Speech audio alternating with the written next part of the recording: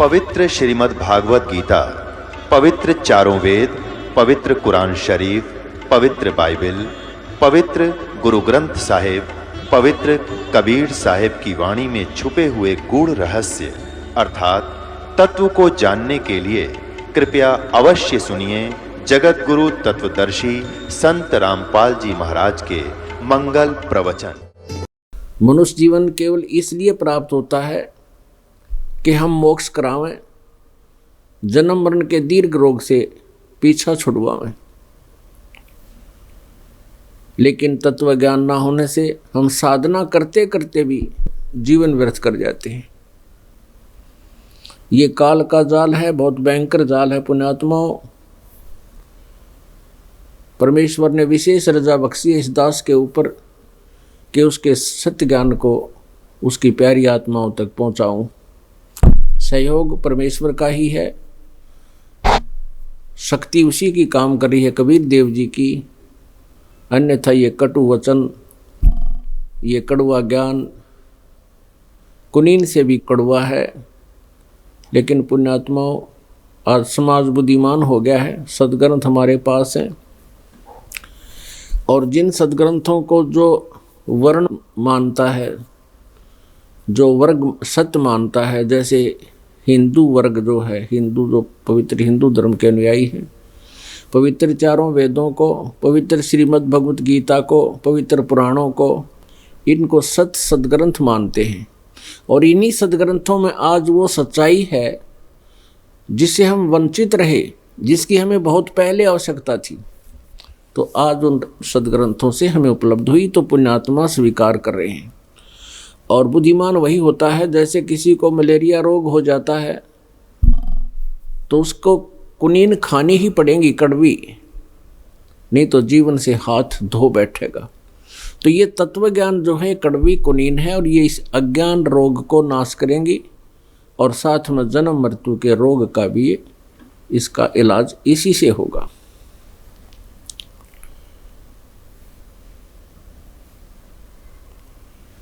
पुण्यात्माओं, एक परमात्मा को छोड़कर, पूर्ण ब्रह्म को छोड़कर अन्य किसी भी देवी देवता की या किसी हम प्रभु की, ब्रह्म की साधना करते हैं, वो मोक्षदायक नहीं है। वो आपको जन्म मृत्यु के इस दीर्घ रोग से नहीं छुड़वा सकती। और जो हमारे प्रारब्ध के जो पाप कर्म हैं, उनको भी पूर्ण परमात्मा ही नाश कर सकता है। नहीं तो आप जी के पास इतिहास है हमारे भगवानों का, जिनको हम परमात्मा माना करते थे, जैसे श्री विष्णु जी, उनके अवतार श्री रामचंद्र जी, श्री कृष्ण जी। सुबह के सत्संग में आपको बताया था कि वो भी अपने प्रारब्ध के कर्मों को समाप्त नहीं कर सके, उनको भोग कर ही समाप्त किया।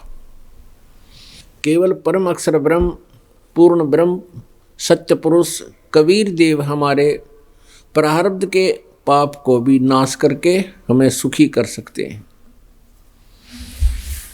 पुण्यात्माओं, किसी भी संत या महंत के पास या झाड़ फूक करने वाले के पास कोई व्यक्ति अपने संकट निवारण के लिए या किसी अन्य प्रेत बाधा से बचने के लिए, जिस भी कारण से दुख निवारण के लिए जाते हैं, तो पहले तो वो अपने जंतर मंत्र बताते हैं, ऐसा कीजिए, ऐसा कीजिए, ऐसा कीजिए, ऐसे इस मंत्र का जाप कीजिए, और कुछ धार्मिक अनुष्ठान भी करने के लिए कहते हैं, करवाते हैं। कुछ पैसे स्वयं भी लेते हैं कि हम पाठ करेंगे, कोई देवी का, कोई भैरव का। और जब उनसे भी कोई लाभ नहीं होता है, तो लास्ट में वे ये कह देते हैं कि ये आपके प्रारब्ध कर्मों में लिखा हुआ है, ये तो आपको भोगना ही पड़ेगा।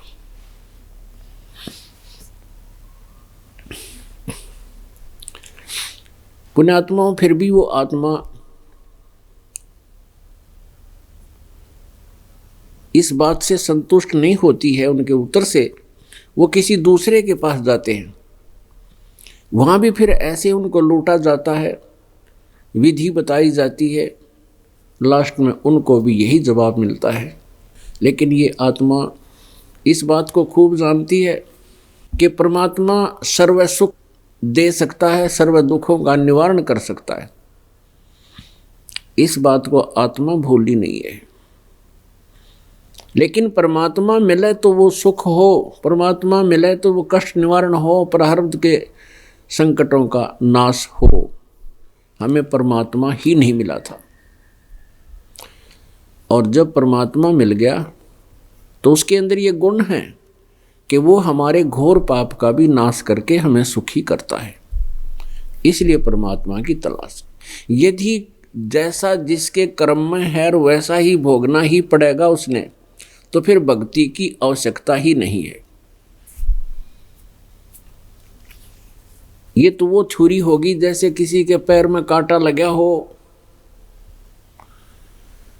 और वो कहे भी मेरे पैर में पीड़ा है। कोई व्यक्ति उसके पैर को देखकर बता तो सकता है कि तेरे पैर में कांटा लगा है जिसके कारण पीड़ा है, और उस कांटे को निकालने की उसके पास औजार नहीं है, इंस्ट्रूमेंट नहीं है, और वो कह दे कि कांटा तो निकलेगा नहीं, जूता पहन ले, आगे से भविष्य में कांटा नहीं लगेगा।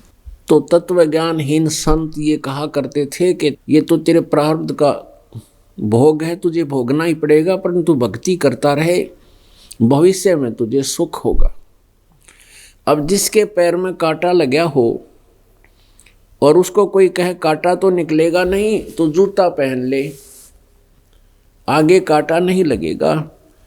तो पुण्यात्माओं, कांटा लगे पैर में जूता पहना नहीं जा सकता, कांटा निकले और फिर उसको राय दी जाए कि आगे से नंगे पैरों मत फिरना, ये ऐसे मोटे मोटे कांटे आपके पैरों में घुस जाएंगे, तो फिर वो प्राणी इस डर से जूता पहनेगा और बड़े सावधानी से प्रयोग करेगा, कभी लापरवाही नहीं करेगा, कहीं फिर से कांटा ना लग जा, इसलिए वो जूता निकालेगा नहीं।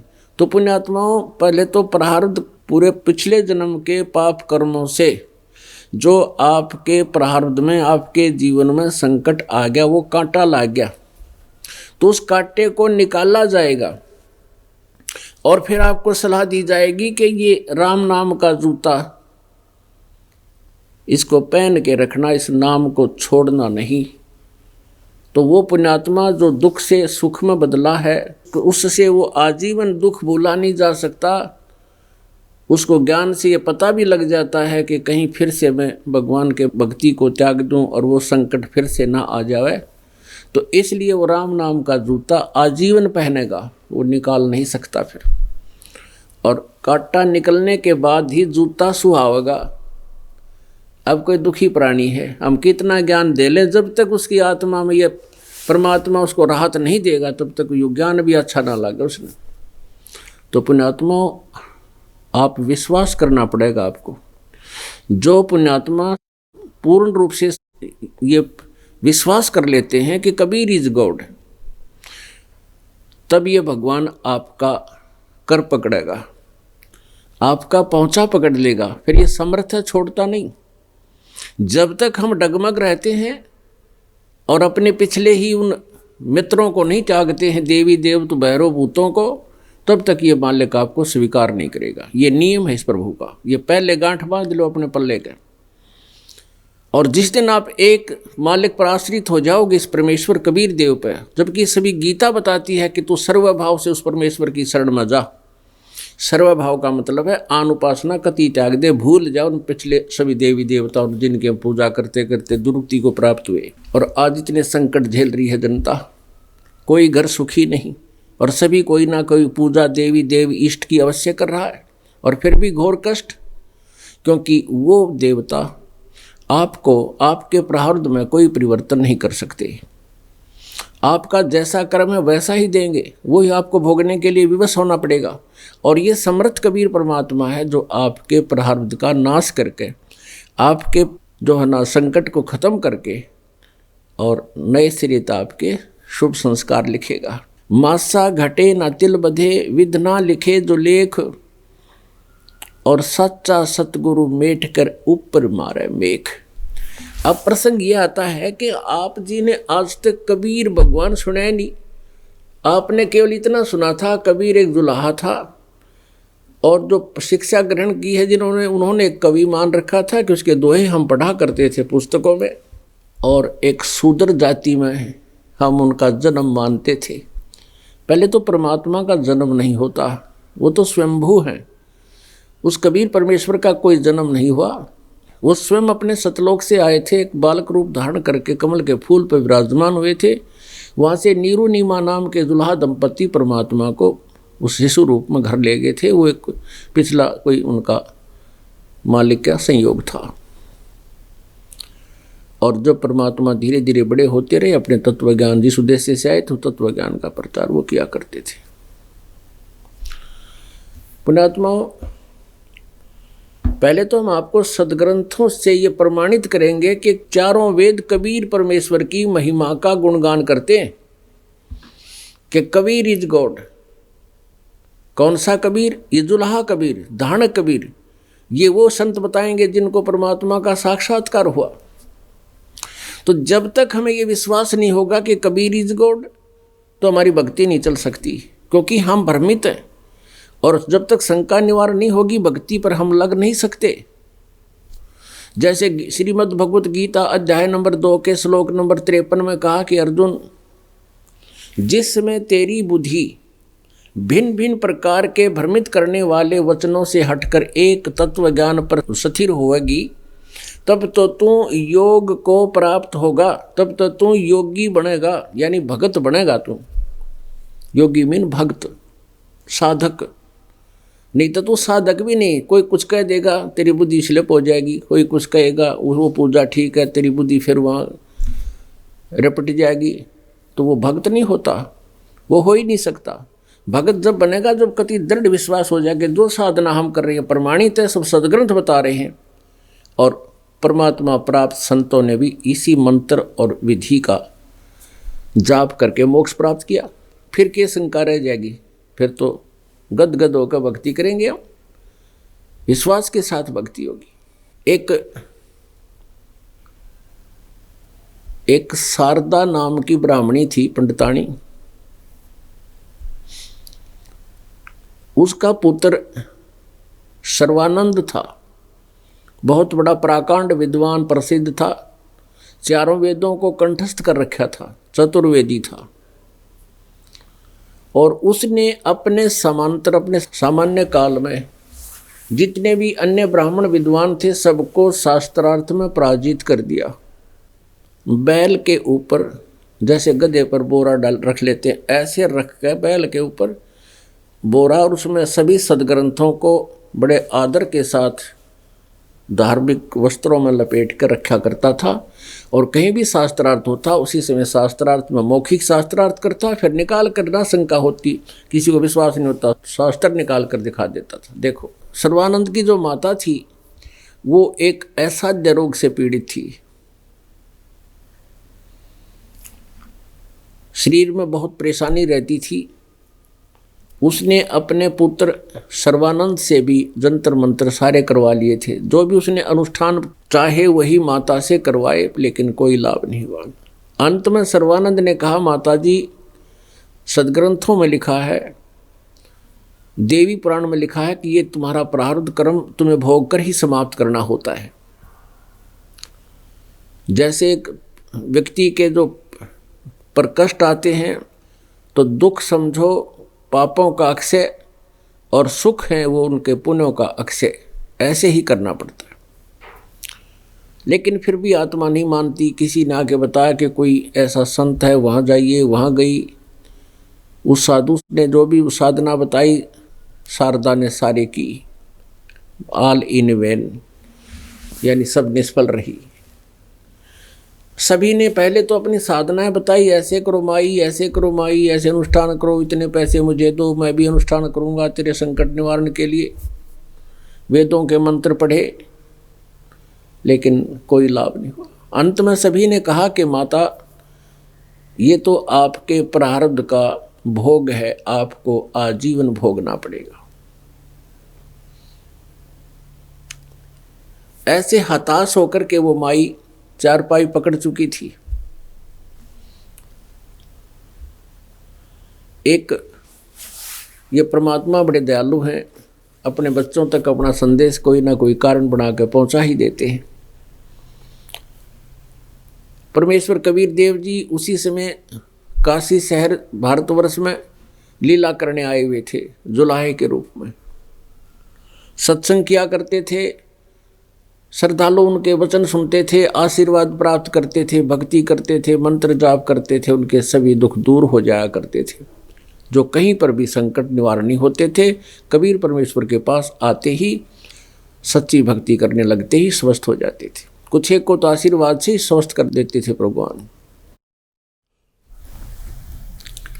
ऐसे परमेश्वर कबीर जी की महिमा बहुत होगी थी। एक दिन एक बहन सर्वानंद की माता शारदा के पास किसी काम वश चली गई और वो कबीर परमेश्वर की शिष्या थी, बहुत दुखी थी, घर में बहुत संकट था, बच्चे भी परेशान रहते थे, आप भी परेशान थी, बच्चों में भी आपत्तियां थी, रोग थे। परमेश्वर कबीर जी की कृपा से उपदेश लेने के बाद वो स्वस्थ हो गई थी और वो किसी कामवश वहाँ पहुँची। शारदा से कुशल मंगल पूछा तो शारदा ने बताया कि मैं तो अपने अंतिम दिन गिन रही हूँ बहन, बहुत परेशान हूँ, ऐसे ऐसे मेरे ऊपर आपत्ति है, मेरे कोई पाप कर्म मेरे सामने अड़े हुए हैं, इसका कोई समाधान नहीं हो पा रहा। तो उस बहन ने कहा कि आपने कोई संत साधु वैद्य को दिखाया? शारदा ने बताया कि मैंने आसपास के कोई भी वेल नोन संत या वैद्य नहीं छोड़े, सब सुप्रसिद्ध संतों से मैं और झाड़ फूक करने वालों से सब करवा चुकी हूँ और वैद्यों से भी दवाई लेकर मैं थक चुकी हूँ। चारपाई पकड़ चुकी थी, बहुत वीक हो गई थी। कुछ तो टेंशन हो जाती है इंसान को जब ये पता लग जाए कि तेरा इसका कोई इलाज नहीं है, तो आधे से ज़्यादा दुखी तो वो ऐसे ही रहता है।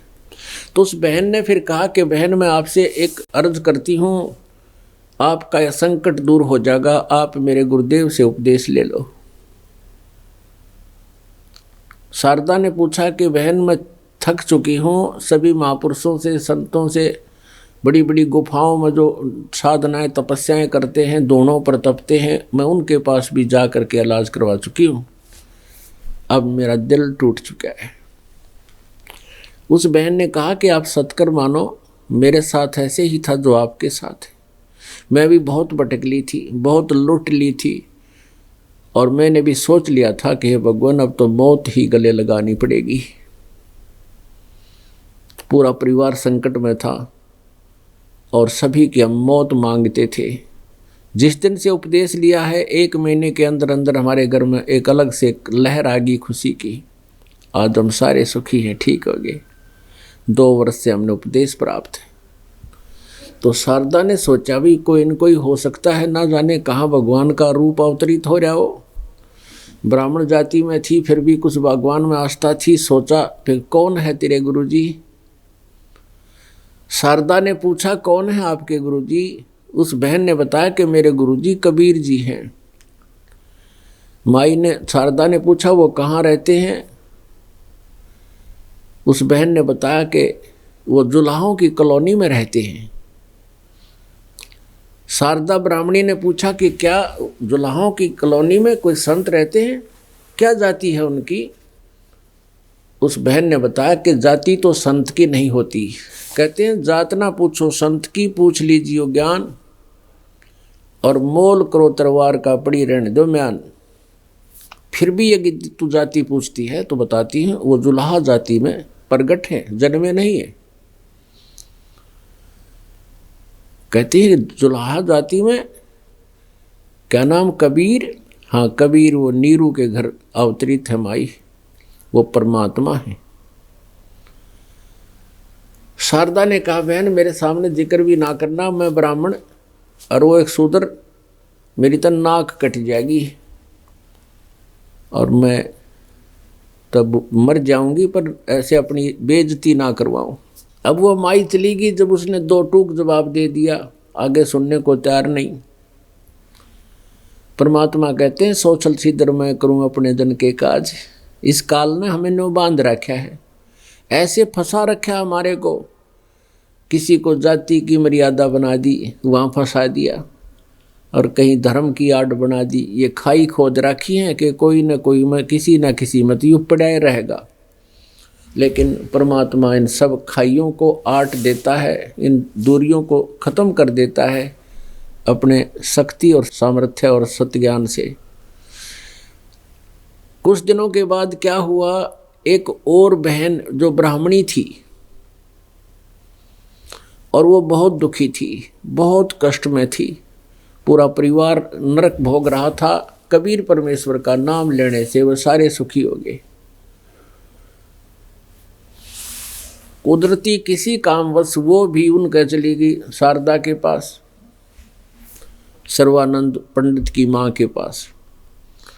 कुशल मंगल पूछा, सारी बात चली। शारदा ने अपनी कहानी बताई, मैं बहुत दुखी हूँ, ऐसे ऐसे बहुत दिनों से दुख भोग रही हूँ। तो उस बहन ने कहा कि आप हमारे गुरुजी से नाम ले लीजिए, शारदा ठीक हो जाएगी। अब शारदा ने सोचा ये पंडितानी है और इसने कोई ठीक गुरु बना रखा होगा, कोई ऋषि महात्मा ब्राह्मण। तो उसने पूछा कि सचमुच कोई संत है पृथ्वी पर? परमेश्वर की शिष्या ने बताया कि परमात्मा आए हैं शारदा, भगवान उतरे पृथ्वी पे, हमारे लिए तो परमात्मा है। हम इतने कष्ट में थे, वो दुखी था, ऐसे दुख था। तो शारदा उनसे परिचित थी कि सचमुच तुम तो बहुत दुखी थे, क्या तुम सब सुखी हो गए, तुम्हें सब दुख दूर हो गए, तुम्हारा रोग भी नाश हो गया? कहाँ, सब हम सतभक्ति करते हैं परमात्मा की। तो शारदा ने कहा कि कौन है आपके गुरुजी? आशा की किरण दिखाई दी उसको। अब उस माई ने कहा कि मेरे गुरुजी है कबीर, परमात्मा कबीर जी। अब उसने वो पहले सुन रखा था कबीर जी। कबीर जी कौन से? क्या वो धानक दुल्हा कबीर? उस बहन ने कहा कि हाँ, वो धानक दुल्हा कबीर, वो परमात्मा है शारदा। वो धानक तो चलो ठीक है, जब जैसा कर्म करेंगे वैसा नाम तो हम रख ही लेते हैं, परंतु परमात्मा है वो। और आप तो ब्राह्मण जाति में हो, आप तो मानते हो कि परमात्मा ना जाने किस रूप में कहाँ प्रकट हो सकते हैं, मानते हो इस बात को? शारदा ने बोली मैं ना मानती कुछ, और तू चली जाए यहाँ से। तेने ब्राह्मण होकर एक शूद्र को गुरु बना लिया, तेने नाक कटवा दी, ब्राह्मण कुल का बट्टा ला दिया। No sir. अब उस परमात्मा के ज्ञान से परिचित थी वो परमेश्वर कबीर जी की शिष्या। उसने कहा शारदा आप गुस्सा ना करो, गुस्सा बुद्धि का नाश कर देता है। आप धैर्य से सुनो मेरी बातों को, जैसा उचित लगे वैसा करना। आज आप ब्राह्मण हैं, हम ब्राह्मण हैं, और कल हमारी मृत्यु हो जाती है, हम शूद्र के घर भी जन्म ले सकते हैं। इस बात से वह परिचित थी। हाँ, भर रही थी, कहाँ वैसे जन्म तो कहीं भी हो सकता है। तो फिर आज हम इस बात पर कैसे दृढ़ हैं कि हम ब्राह्मण हैं और उनसे नफरत करें? कल हम उसमें जन्म हो गए तो ब्राह्मण हमें निकट भी नहीं आने देंगे, तो क्या ब्राह्मण हुए हम? और फिर पशु योनि में चले गए तो दुर्गति होगी, कुत्ते गधे सुअर बनकर धक्के खाएंगे। अब वो कुछ नरम हुई, कहने लगी बहन मेरे से यूँ काम नहीं हो सकता, मेरा तो बेटा विद्वान है, सारी दुनिया में उसका बोलबाला है, और क्या कहेगी जनता मुझको, क्या उसको धिक्कारेगी? कोई बोलने नहीं देगा मेरे बेटे को, यदि मैंने जुल्हायत नाम ले लिया था। अब वो बहन कहने लगी देख लो आपकी, जैसे मैं आपको प्रतिबंध नहीं लगा रही, आपके ऊपर विवश नहीं कर रही, मैं प्रार्थना कर रही हूँ। आपकी इच्छा हो तो उपदेश ले सकती हो, तति स्वस्थ हो जाएगी, गारंटी देती हूँ। ये कहकर वह चली गई। शारदा विवश होगी कि जिससे भी सुनती हूँ और कहते हैं हम स्वस्थ हो रहे हैं, हमारे सब संकट निवारण हो रहे हैं, घर में भी सब सुख हो गए हैं, हमारा जो दारिद्र्य था वो भी नष्ट हो गया है, ये कहानी क्या है? अब परमात्मा कहते हैं सौ सल छिद्र मैं करूं अपने जन के काज। अपनी प्यारी आत्मा को इस काल के जाल से निकालने के लिए 100 तरीके अपनाता हूँ। काल ने तो बांध रखा है इनको, किसी को जाति की जंजीर से बांध दिया, किसी को मजहब में रोक दिया है, और 100 प्रकार के अड़ंगे अड़ाकर जीव को यहाँ भरमाए रखता है। एक ब्राह्मण था, उसके 4 पुत्र, 2 पुत्र 2 पुत्री और 1 पत्नी, और सभी का बुरा हाल था। कुछ प्रेत बाधाएं, कुछ प्रारब्ध के संकट, कुछ रोग पीड़ाएं, दारिद्र इतना हो गया कि कोई उधारा दे नहीं। वो पंडित रामानंद जी के पास अपने संकट निवारण के लिए आया जाया करता था। रामानंद जी ने जो जंतर मंत्र बताए उसने सारे कर लिए, कोई राहत मिली नहीं। अंत में एक दिन परमात्मा कबीर जी भी रामानंद जी के पास बैठे थे और वो ब्राह्मण भी वहाँ चला गया। तो उस ब्राह्मण से पंडित रामानंद जी ने कहा, बेटा मैंने जो तेरे को विधि बतानी थी बता दी, जो जिससे तुझे राहत मिलनी थी, लेकिन ये तेरे प्रारब्ध में लिखा है। सभी तुम्हारे जितने सदस्य हैं इनके सभी के प्रारब्ध में ये पाप कर्म है, ये तुमने भोग का ही समाप्त करना पड़ेगा। और फिर उन्होंने क्या बताया, रामानंद जी ने फिर देवी भागवत, श्रीमद् देवी भागवत यानी दुर्गा पुराण से रेफरेंस दिया कि बेटा देखो देवी पुराण में प्रमाण है, ऐसे ऐसे आपको दिखाते हैं। तो रामानंद जी ने उस ब्राह्मण को बताया, अपने अनुयायी को, शिष्य को। देखिएगा श्रीमद् देवी भागवत, सचित्र मोटा टाइप, केवल हिंदी, गीता प्रेस गोरखपुर से प्रकाशित। इसके संपादक है हनुमान प्रसाद पोदार चिमनलाल गोस्वामी। गीता प्रेस गोरखपुर से यह प्रकाशित है। 5वां स्कंद संक्षिप्त देवी भागवत 282 पृष्ठ पे है। व्यास जी कहते हैं, देवराज इंद्र की बात सुनकर बृहस्पति जी उनसे कहने लगे। बृहस्पति जी हैं देवताओं के गुरु। 283 पृष्ठ पर हम आगे भी हम अपने काम की बात पढ़ाएंगे।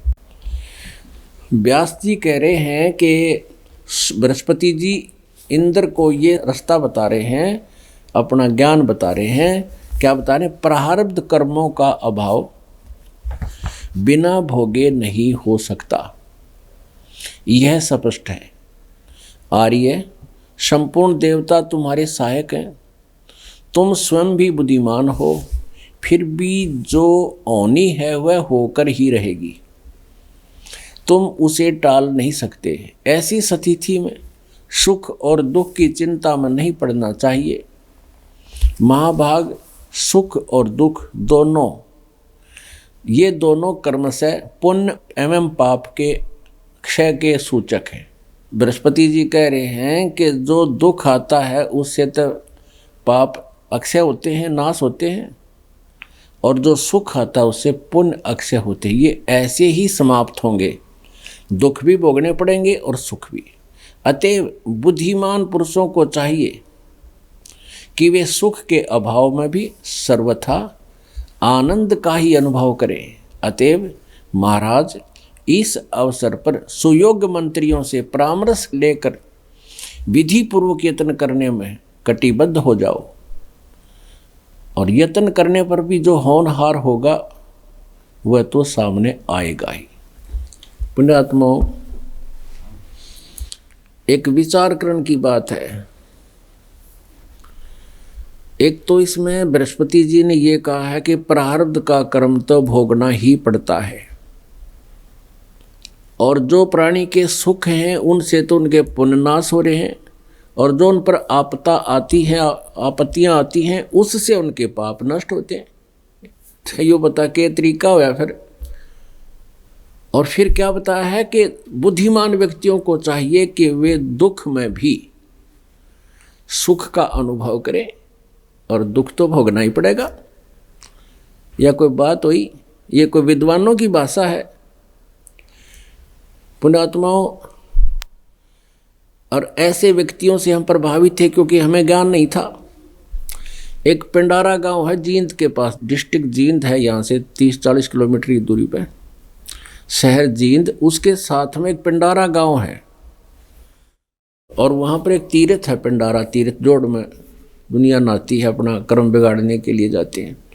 तो वहाँ पर 2 घीसा पंथी आश्रम है, 2 घीसा पंथियों के, उसमें से एक में सत्संग हो रहा था। तो वहाँ उन्होंने कई ये साधु संत बुला रखे थे, वो प्रवचन किया करते थे। 2-3 दिन का सत्संग था, पाठ हो रहा था। तो शाम को सत्संग करते उनकी एक स्टेज सी लगा दी जाती थी, तख्त डाल दिए जाते थे। वो 10-12 व्यक्ति जो आमंत्रित थे संत, वो प्रवक्ता सत्संग करते थे, अपने विचार व्यक्त करते थे, श्रोता सुना करते थे।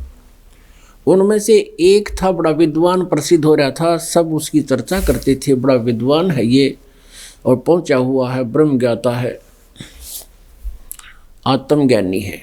तो वो क्या प्रवचन करता था कि भाई ये जीव दुख पाता है किसी कारण से, तो ये सोच लेता है कि मैं जीव हूँ, ये शरीर हूँ, और इसने ये सोच लेना चाहिए जब कोई आपत्ति आती है, कोई शरीर में कष्ट होता है, तो ये सोच ले कि मैं शरीर नहीं हूँ, मैं तो एक जीव हूँ, आत्मा हूँ। आत्मा को कोई कष्ट थोड़ा ही होता है। तो भी भोली आत्मा जिनने ज्ञान नहीं, वो बड़ा खुशी हुए, वे बिल्कुल सही बात कही महात्मा ने, और सब उससे प्रभावित हो रहे।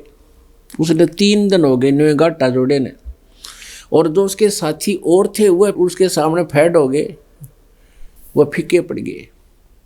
और श्रोता उसकी बड़ी प्रशंसा करें, बड़ा महात्मा, बात क्या काटे की कहे। अपने आत्माओं, उसने क्या बताया कि एक समय मैं जा रहा था, रास्ते में एक व्यक्ति के शरीर में पीड़ा थी, कर रहा था, चिल्ला रहा था। मैंने उससे कहा क्यों रो रहा है? अरे पीड़ा तो शरीर को है, तू तो आत्मा है, आत्मा को थोड़ा ही कोई कष्ट होता है। कहते मेरा इतना कहना था, वो एकदम संभल गया और समझ गया, उसने रोना चिल्लाना बंद कर दिया, बस हो गया सुख। हम ऐसे ही अज्ञानता से हम अपने आप को शरीर माने बैठे। अब भगवान ने दया करी उसके अकेला वो बड़ी आत्माओं के ऊपर। अब तीसरे दिन वो सत्संग करके, वो जब उसका सत्संग करने का समय पूरा हो जाता तभी उठ कर अपने कमरे में चला जाता था। बाकी वो लगे रहते पाछे, तो कोई शब्द गाता, कोई अपने प्रवचन करता। तो उस दिन पहले की तरह भी वो जा कर के अपना जो कमरा अलग से उसको दे रखा था, उसमें जाकर लेट गया। जाकर लेटा था, आधे घंटे पाछे डांगर की डाल चल रहा है, रोआ बुरी तरह, पेट में पीड़ा होगी, उसका दर्द होगा भयंकर, और रोआ बुरी तरह। जो कर बालक रोया, आयो मर गया, आयो मर गया, खा गया दड़ी पक्का बेटी का बाप। तो उधर से वो जो सत्संग करा रहा था वो संत, वो भाग्या गया, भाई क्या होगी महात्मा के, कति बोल रहे नहीं, बुरा हाल, कोई पसूता पीड़ा होगी पेट में जबरदस्त। तो पड़ोसी दूसरे आश्रम में कार थी, वो कार लिया मांग के वो, और उसने डाल के कार में ब्रह्मज्ञानी ने, आत्मज्ञानी ने, और ले गया जींद, 3-4 किलोमीटर था। वो 12 बजे ले गए थे सुबेरे, फिर वो 4 बजे आया हॉस्पिटल में। था वहाँ ग्लूकोसिड इंजेक्शन लग गए। जब उसका पेट का उधर सूल पीड़ा शांत हुई काफ़ी ट्रीटमेंट के बाद, फिर वो आया 4-5 बजे सुबेरे, गाड़ी में से उतरा, इस तरह चाला जैसे बच्चा चाला कर, धीरे धीरे पैर रखे। और जितने उसके साथी जो और संत थे तो वह भी नकली है, पर उस तो दुखी थे, वह किसने हम फेल कर दिए। वो आके कहने लगे महात्मा जी, अरे तू तो आत्मा था, क्यों रो रहा था, क्यों चिल्ला हुआ था? तू तो आत्मा था, पीड़ा तो शरीर को थी, तू क्यों रो रहा था? उन्होंने कहता चुप, न्यू के फिर अंदर चला गया कमरे। तो पुण्यात्माओं, ये तो इसे आत्मज्ञानी है जैसे बृहस्पति न्यू कहे, दुख में भी सुख का अनुभव करना चाहिए। पेट में पीड़ा हो रही हो, सुख का अनुभव करेगा कि चिल्ला होगा? वो तो पेट का रोग शांत हो किसी औषधि से, और फिर अनुभव हो सुख का। तो ऐसे ये पाप का कर्म कट्टे जिसके कारण दुख है, तो तब ये सुख होगा। वैसे कहने से सुख होया करे। तो ये इसे हमारे ऋषि महात्मा थे, यू भी नौका बृहस्पति भी वो आत्मज्ञानी है, नौका दुख में भी सुख का अनुभव करना चाहिए और दुख तो भोगना ही पड़ेगा। फिर भगवान की भक्ति की आवश्यकता ही क्या है। इसलिए तब नास्तिक होते चले गए। इन अज्ञानियों से इनको रास्ता मिला नहीं और ना इन्होंने आगे हमें दे पाए। अपनी दंत कथा बना कर ये सदग्रंथ भर दिए। अब आप फिर देखिएगा वही देवी भागवत, ये 283 पृष्ठ पर गीता प्रेस गोरखपुर से प्रकाशित है। ये हमने अभी पढ़ा। यहाँ पर प्रारब्ध कर्मों का अभाव बिना भोगे नहीं हो सकता, ये बृहस्पति जी की स्टेटमेंट है ये, और इसी को रामानंद जी दिखा रहा है। व्यास जी कहते हैं देवराज इंद्र की बात सुनकर बृहस्पति जी उनसे कहने लगे। ये वार्ता इनकी चल रही यहाँ तक। प्रारब्ध कर्मों का अभाव बिना भोगे नहीं हो सकता, यह स्पष्ट है। आर्य, संपूर्ण देवता तुम्हारे सहायक हैं, तुम स्वयं भी बुद्धिमान हो, फिर भी जो होनी है वो होकर रहेगी, तुम उसे टाल नहीं सकते। ऐसी स्थिति में सुख और दुख की चिंता में नहीं पड़ना चाहिए। और बता चिंता क्या की? फिर महाभाग सुख और दुख दोनों कर्म से पुण्य एवं पाप के अक्षय के सूचक हैं। जिनको सुख है उनके तो पुण्य नाश हो रहे हैं, और जिनको प्राप्ति आती है उनके पाप नाश हो रहे हैं। उनका होने दो ऐसे ही। वाह भाई वाह। अतएव विद्वान पुरुषों को चाहिए कि सुख के अभाव में भी सर्वथा आनंद का ही अनुभव करें। पेट में दर्द होने होगा, हंसने लग जा, हंस के दिखाओ फिर। अतएव महाराज इस अवसर पर, अच्छा आगे आपको दिखाते हैं 243 पृष्ठ पे। ये राक्षसों के गुरु शुक्राचार्य के विचार दिखाते हैं। ये है 243 पृष्ठ पे और चौथा स्कंद, श्री मद देवी भागवत, संक्षिप्त देवी भागवत।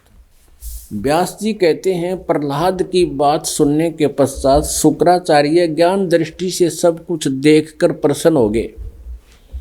उनका मुख मुस्कान से भर गया। प्रहलाद ने प्रार्थना करी थी हमारे बापती आई है, इसको टाड़ो। कहते बड़ा खुश हुआ। उन्होंने दैत्यों से कहा दानव तुम मेरे यजमान हो, भगत हो, तुम्हें न तो डरना चाहिए और न पाताल में ही जाना चाहिए।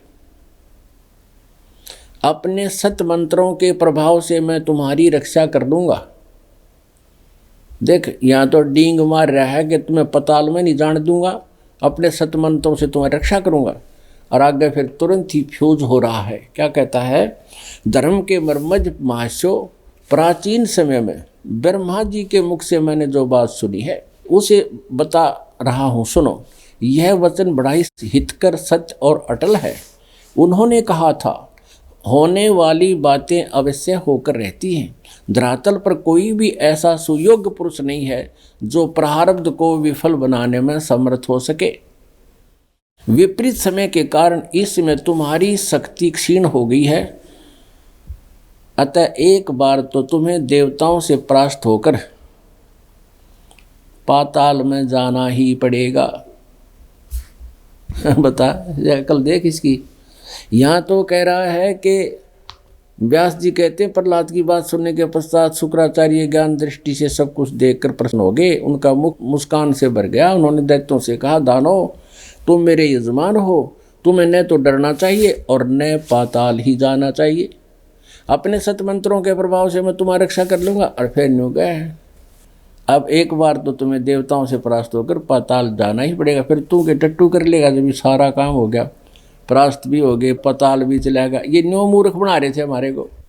अपने आत्माओं, रामानंद जी अपना पीछा छुटवाने के लिए उस अपने पंडित शिष्य से जो दुखी था, उसका परिवार कहर से जूझ रहा था, प्रारब्ध कर्म से दुखी था, उसको ये शब्द सुनाकर, देवी भागवत दिखाकर, पढ़ाकर और संतुष्ट कर रहा था। तो उस समय परमात्मा कबीर जी वहाँ बैठे थे, थोड़ी सी दूरी पर। ये वार्ता वो सुन रहे थे। तब कबीर देव जी ने कहा कि स्वामी जी, मैं आपके बीच में वार्ता में विघ्न डालना नहीं चाहता था, लेकिन मुझसे रुका नहीं जाता। मेरे मन में एक ऐसा प्रश्न आया है आपकी आज्ञा हो तो बोलूं। अब रामानंद जी ने कहा बोलो बोलो बोलो, क्यों नहीं बोलो। परमात्मा ने कहा, कबीर देव जी ने कहा कि ब्राह्मण एक बात बता, क्योंकि उस समय स्वामी रामानंद जी बहुत बड़े प्रकांड विद्वान माने जाते थे बनारस में, और 18 पुराण, 4 वेदों, श्रीमद् भगवत गीता आदि के बड़े विद्वान माने जाते थे, जानकार माने जाते थे। उनका भी बहुत अच्छा प्रभाव था। 1400 ऋषि शिष्य बना रखे थे उन्होंने प्रचार के लिए। उस समय परमात्मा ने कहा कि स्वामी जी आप वेदों को क्या मानते हो, वेदों को कैसे ग्रंथ मानते हो। तो स्वामी रामानंद जी कहते हैं वेद तो प्रभु कृत हैं, भगवान के दिए हुए ग्रंथ हैं, और उसमें जो लिखा वो सत्य है, वो सत्य वस्तु है। और फिर परमेश्वर ने कहा कि जो पुराण क्या चीज़ है। कबीर साहब ने प्रश्न किया, स्वामी जी ये पुराण क्या चीज़ है, आप इनको क्या मानते हो। तो स्वामी रामानंद जी कहते मैं इनको भी सत्य मानता हूं। तो परमेश्वर ने कहा, कबीर जी ने कहा कि जो गॉड गिवन ज्ञान है वो ज्ञान सत्य है, और जो पुराण है वो किसका ज्ञान है, ये ऋषि और महर्षि और इन शुक्राचार्य और ब्रह्मा और इनका विश्वामित्र, वशिष्ठ और मार्कंडे, इनका अपना अनुभव है। रामानंद जी स्वीकार कर रहे ये बात सत्य है आपकी। तो जो ज्ञान इनका अनुभव और वेदों से मेल नहीं खाता, जो भगवान के दिए हुए ज्ञान से मेल नहीं खाता, तो व्यर्थ हुआ। रामानंद जी ने स्वीकृति देनी पड़ी, कहा वो तो गलत हुआ। फिर आप वेदों को देखें, यजुर्वेद 8वें अध्याय के 13वें श्लोक में स्वामी जी लिखा है कि परमात्मा घोर पाप कर्म को भी नाश कर देता है। अब रामानंद जी ने पढ़ जरूर रखे थे, कहते हैं गुरु बिन काऊ न पाया ज्ञान ना जो थो था भूसड़ मूड खिसाना, गुरु बिन वेद पढ़े जो प्राणी, समझे ना सार रहे अज्ञानी। रामानंद जी ने तुरंत वेद निकाले।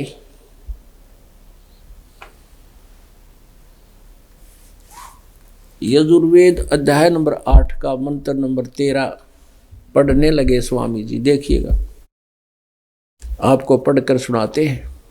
यजुर्वेद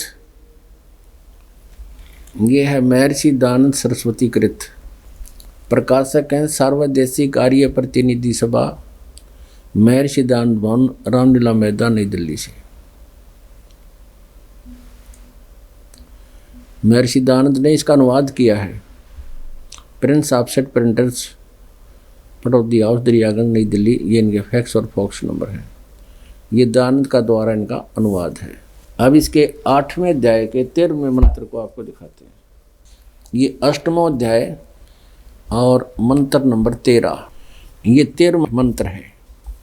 इसमें लिखा है कि देव कर्तस्य ऐनस्य अवजनमसि, मनुष्य कर्तस्य ऐनस्य अवजनमसि, पितृ कर्तस्य ऐनस्य अवजनमसि, आत्म कर्तस्य ऐनस्य अवजनमसि, ऐनस्य ऐनस्य अवजनमसि। ओए होए।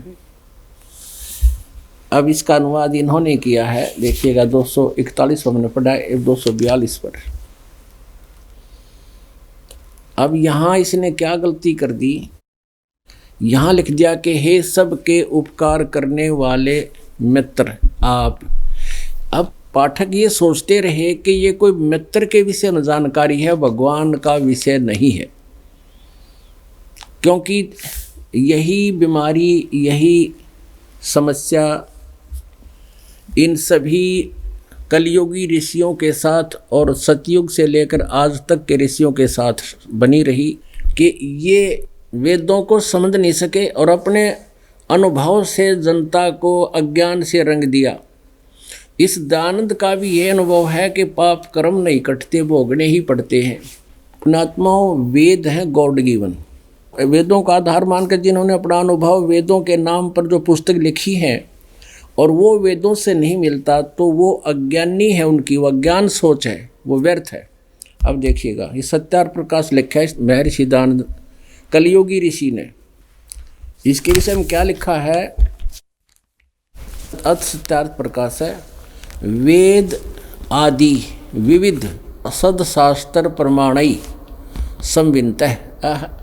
क्या कहता है? वेद आदि विविध प्रकार के सदशास्त्रों के प्रमाणों के साथ इसकी सत्यार्थ प्रकाश की रचना की है। किसने की है? श्रीमत परमहंस परिव्राजक आचार्य महर्षि दयानंद सरस्वती स्वामी विरचित है।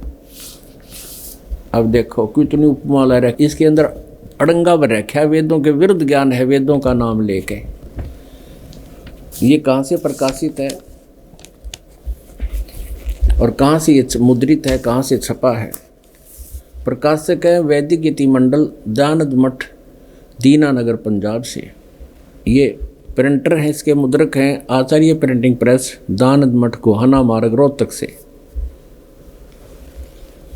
इसके 7वें समोल्लास में 7वां समोल्लास 163 पृष्ठ पे प्रश्न किया। महर्षि दयानंद से किसी ने प्रश्न किया, ईश्वर अपने भक्तों के पाप क्षमा करता है व नहीं? उत्तर नहीं, क्योंकि जो पाप क्षमा करे तो उसका न्याय नष्ट और सब मनुष्य महापापी हो जाएं, क्योंकि उनको पाप करने में उत्साह और निर्भयता हो। जैसे कोई राजा अपराधियों के पाप क्षमा करे तो वे अधिक से अधिक अपराध पाप करने लगे, और जो अपराध नहीं करता वह भी अपराध करने से न डरेगा। इसलिए सब कर्मों का यथावत फल देना ईश्वर का काम है, क्षमा करना नहीं। क्षमा करो चाहे नाश कहो। पुण्यात्मा, ऐसे ऐसे नकली महर्षियों ने जनता का बट्ठा बैठा रखा है। ये नाम ले थे वेदों का कि हम वेदों के ज्ञाता हैं, वेदों को जाना है और वेदों के आधार से हम ज्ञान बता रहे हैं, और अपने ज्ञान जो उन्हें सारे जीवन में संग्रह किया था अपनी पुस्तक में लिखिए। ये सत्यार्थ प्रकाश समझो या दयानंद समझो, एक ही समझो इसको। उसने सारे जीवन में जो अड़ंगा इकट्ठा किया था, ग्रहण किया था, और वो इसमें लिख कर चलाएगा अपनी अनुभव। अब जैसे पहले जिसका ये विधान भी गलत है कि राजा यदि अपराध क्षमा कर दे सब अपराधी हो जाएं। जैसे पीछे पंजाब के अंदर भ्रमित बालक, नौजवान बच्चे उग्रवादी हो गए थे, तो फिर सरकार ने उनसे ऐलान किया था कि भाई पीछे तुमने जो अपराध कर लिए सो कर लिए, आगे से तुम मुख्य धारा में आ जाओ, तुम्हारे सब अपराध माफ कर देंगे। तो उन्होंने सब ने समर्पण कर दिया था और पिछले उनके सभी अपराध माफ कर दिए थे, और वो मुख्य धारा में आकर नेक आदमी बन गए, अपराधी नहीं रहे, उग्रवादी नहीं रहे। अब आपको वेदों के अनुसार दिखाते हैं भगवान की महिमा वेदों में वर्णित है, और वेद जो है वो सत्य है। ये खुद भी मानता है कि वेद सत्य वस्तु है। ये देखिएगा, इसी का ये दयानंद के अनुवादित है ये यजुर्वेद, और ये खुद कहता है वेद सब सत्य विद्याओं का पुस्तक है। महर्षि दयानंद, जब वेद सत्य है तो सत्यार्थ प्रकाश असत्य है जो वेदों से नहीं मेल खाता। तो अब देखिएगा, अब इसने वहां लिख दिया सत्यार्थ प्रकाश में परमात्मा पाप नाश नहीं करता, क्षमा नहीं करता, और वेदों में ठोक के लिख रखा है भगवान पाप नाश कर देता। तो इसने यहाँ अपनी सोच अड़ा दी। कोई पढ़ेगा तो नो सोचेगा ये मित्र के विषय में लिख रखा है, लेकिन मित्र का अर्थ भी इसने स्वयं किया सत्यार्थ प्रकाश में कि परमात्मा को मित्र भी कहते हैं। अभी दिखाते हैं, वो भी दिखाना पड़ेगा आपको। फिर से वो सत्यार्थ प्रकाश दिखाते हैं जो दयानंद की रचना है, उसका अपने अनुभव की पुस्तक है। उसमें इसने मित्र शब्द का अर्थ किया है कि जहाँ मित्र शब्द हो परमात्मा का ग्रहण करें। देखो सत्यार्थ प्रकाश प्रथम समोल्लास, ये वही सत्यार्थ प्रकाश है, और इसके प्रथम समोल्लास में और पृष्ठ नंबर 18 पे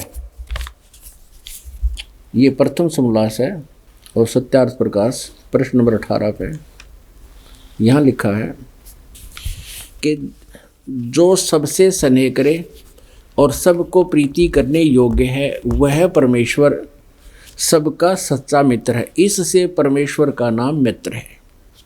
ठीक है, अब इन्हीं की थ्योरी से इन्हीं के अनुवाद को लेते हैं। अब आपने अपनी आंखों देख लिया, सत्यार प्रकाश के प्रथम समोल्लास में स्वयं कह रहा है कि भगवान सबका मित्र है, इसलिए मित्र शब्द से परमेश्वर ग्रहण होता है, मित्र का अर्थ परमेश्वर है। तो यहाँ इसने परमेश्वर ने लिखा कि पहले तो कोई पढ़े कोई ना इस वेदों के इसके अनुवाद ने सर में दर्द हो जा, फिर भी कोई थोड़ा बहुत ठीक करने की चेष्टा की, वहाँ से इसने अपनी या एक चाल दी, राजनीति प्रयोग की। अब यहाँ मित्र माने परमेश्वर पढ़ेंगे हम इन्हीं के शब्दों में, देखिएगा ये वही यजुर्वेद है जो अभी आपको दिखाया था, सार्वदेशिक आर्य प्रतिनिधि सभा द्वारा इसे प्रकाशित है, यहाँ से प्रकाशित है, यहाँ से ये छपा है, मुद्रित है। 8वें अध्याय का हम 13वें मंत्र का अनुवाद महर्षि दानव द्वारा किया हुआ पढ़ रहे हैं। ये 241 पे, अब 242 पे हम पढ़ेंगे। ये 242 पे, हे सबके उपकार करने वाले परमेश्वर आप, हम परमेश्वर कहेंगे इसको, दान देने वाले के देव कर्तस्य, दान देने वाले के, एनस्य माने अपराध के, एनस्य माने अपराध के, एनस्य माने अपराध पाप के, पाप कहो अपराध को, एनस्य शब्द देखना हमने संस्कृत का, एनस्य माने पाप, एनस्य माने अपराध, एनस्य माने पाप।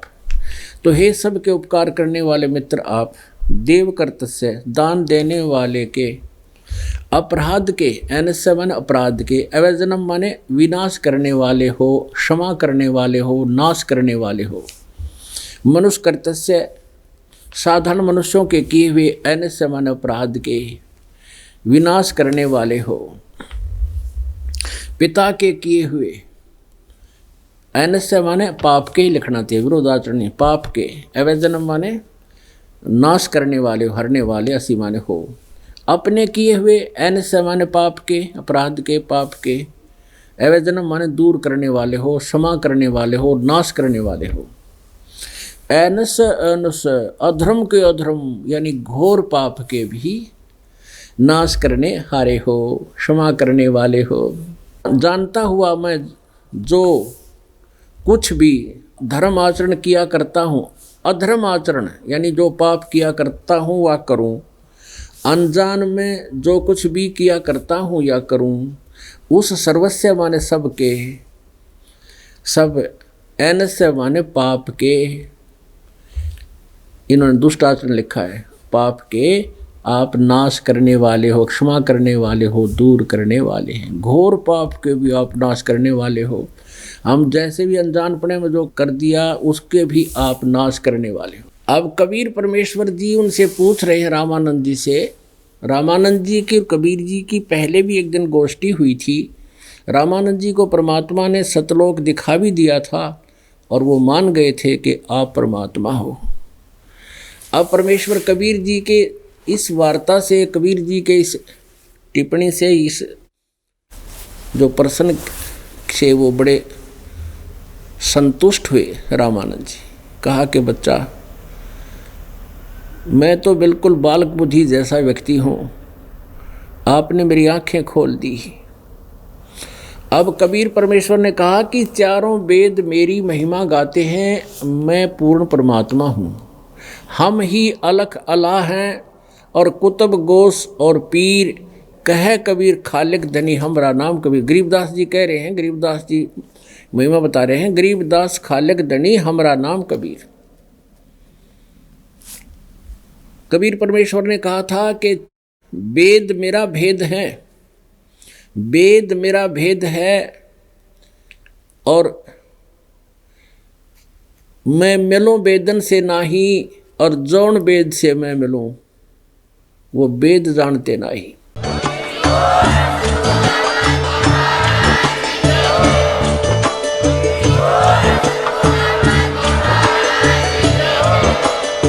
आप सुन रहे थे जगत गुरु तत्वदर्शी संत रामपाल जी महाराज जी के मंगल प्रवचन। अधिक जानकारी के लिए विजिट कीजिए हमारी वेबसाइट www.jagatgururampalji.org। संत रामपाल जी महाराज जी के शुभ आशीर्वाद से पूरे विश्व भर में 500 से भी ज्यादा नाम दीक्षा केंद्र हैं, जिन पर संत रामपाल जी महाराज जी द्वारा ऑनलाइन निशुल्क नाम दीक्षा दी जा रही है। अपने नजदीकी नाम दीक्षा केंद्र का पता करने के लिए संपर्क करें 8222880541।